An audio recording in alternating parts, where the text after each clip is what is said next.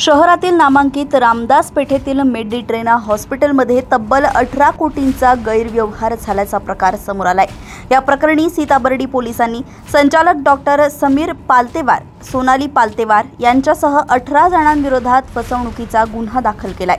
या संदर्भात हॉस्पिटलच्या पार्टनरनेच तक्रार केल्याने गैरव्यवहाराला वाचा फुटली आहे। यामध्ये डिजिटल मार्केटिंग जाहिरातीच्या नावाखाली गैरप्रकार झाल्याची माहिती समोर आली आहे। सीताबर्डी पोलीस ठाण्याच्या हद्दीत ही घटना घडली।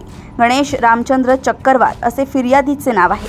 वर्ष 2006 मध्ये त्यांनी डॉक्टर पालतेवार व इतरांसोबत मिळून VRG healthcare private limited company सुरू केली व 2012 मध्ये मेडिट्रेना हॉस्पिटलची स्थापना झाली।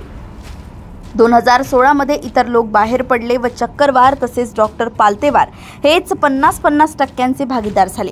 कंपनीच्या नावावर नवीन इस्पितळाचे बांधकाम करण्यासाठी नियमांनुसार डॉक्टरकडे 67% शेअर असणे आवश्यक असल्याचे डॉक्टर पालतेवारने सांगितले। त्यामुळे चक्करवार यांनी 17% शेअर तात्पुरत्या रूपात बुक व्हॅल्यूवर ट्रान्सफर केले। तसेच सोनाली पालतेवारला अतिरिक्त संचालक बनवले।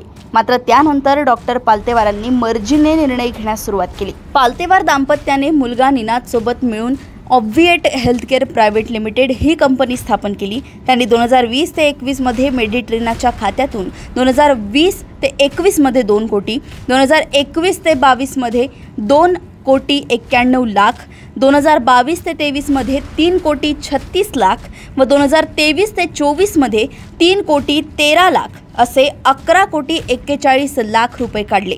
याची कुठलीही कल्पना चक्करवार यांना देण्यात आली नाही। डॉक्टर समीर व सोनाली यांनी मिळून मेडिट्रेनाला काम करणारे कर्मचारी व इतर व्यक्तींच्या नावाने खोटी बिले तयार करून करोडो रुपये कंपनीच्या बँक खात्यातून काढले। चक्करवार यांनी वार्षिक अहवालाची पाहणी केली असता आरोपींनी डिजिटल मार्केटिंग व जाहिरातींच्या नावाखाली बनावट बिले तयार केल्याची बाब समोर आली आहे।